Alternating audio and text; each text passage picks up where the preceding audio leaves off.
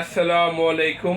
আমি Hakim Mohammad Alamin Hossain, Hakim Saeed Eastern Medical College and হাসপাতাল থেকে DUMS শেষ করে এখন আমার নিজের চেম্বারে চিকিৎসা সেবা দিয়ে আসছি।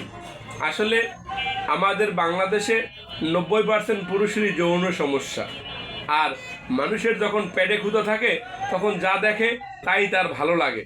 আমি কথাটা বলছি এই কারণে, দেখবেন যে ইউটিউব ফেসবুক খুললে এখন ওষুধের আসলে অভাব নাই। যেমন আমার কাছেই সেক্সুয়াল আইটেম ওয়ান টাইম থেকে শুরু করে লং টাইম এবং স্থায়ী চিকিৎসা, যেটা আমরা বলে থাকি, ওষুধের কোনো অভাব নেই।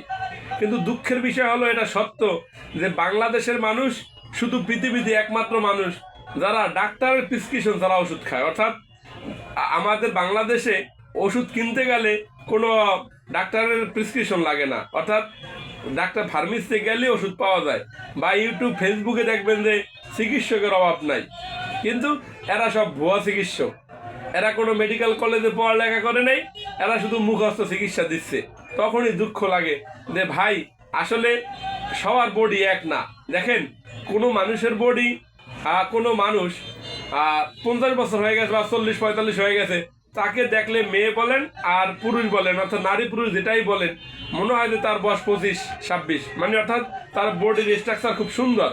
আবার দেখেন, যদি আর একটু বুঝতে চান, দেখবেন যে আল্লাহ তাআলা কোনো মানুষকে, মানে একটু প্রাপ্তবয়স্কের কথাই বলি, ছোট বাচ্চাদের কথা নাই বলি, দেখা যাচ্ছে 30-35 বছরও মারা যাচ্ছে উঠন্ত, যেটাকে আমরা উঠন্ত বয়স বলে থাকি বা জৈবন বয়স বলে থাকি, তা মারা যাচ্ছে।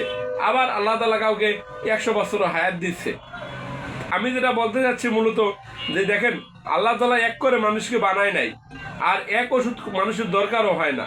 আমরা যারা মেডিকেল কলেজে পড়ালেখা করে এসেছি, রুগীর সমস্যা আগে শুনি, তার বডির স্ট্রাকচারটা অনেক সময় দেখি, দেখা যাচ্ছে সামনে আসলে তো ভালো হয়, আবার না আসলে দেখা যাচ্ছে আমরা ভিডিও কলে অনেক সময় কথাবার্তা বলে থাকি, ওনার মনের ভাবটা জানি, ওনার কি অবস্থায় আছে, তারপর ওষুধ দেই। কিন্তু আমাদের বাংলাদেশে এখন ডাক্তারের চেয়ে, মানে রুগীর চেয়ে ডাক্তার বেশি।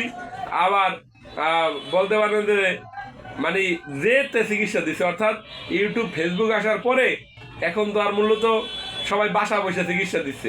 আবারও দেখা যাচ্ছে অনেকে বাগানে যায় ভিডিও বানাচ্ছে, অর্থাৎ ওষুধি বাগানে যায় ভিডিও বানাচ্ছে, পাহাড় অঞ্চলে যায় ভিডিও বানাচ্ছে।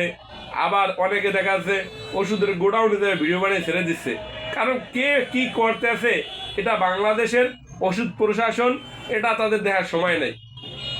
তাই আমাদের দেশে প্রায় কয়েক লক্ষ আছে অবৈধ চিকিৎসক, অর্থাৎ যারা ভুয়া চিকিৎসা দিয়ে থাকে। আবার দেখবেন যে বাংলাদেশে সেই গ্রামগঞ্জ থেকে একেবারে পিজি হসপিটাল বলেন, ঢাকা মেডিকেল কলেজ বলেন, স্কয়ার বলেন, ল্যাবেট বলেন, ইবনে সিনা বলেন, যে কোনো হসপিটালই বলেন, দেখবেন রুগীর অভাব নেই। আসলে রোগ শোক আমরা মুসলমানরা বিশ্বাস করি, ভালো করার মালিক আল্লাহ, দেয় আল্লাহ, কিন্তু আপনারা একটু হিসাব করে চলতে হবে। এই যে আপনারা 9 ওষুধ খাওয়ার কারণে যে আপনাদের ক্ষতি হচ্ছে, এটা আপনারা বুঝেন না।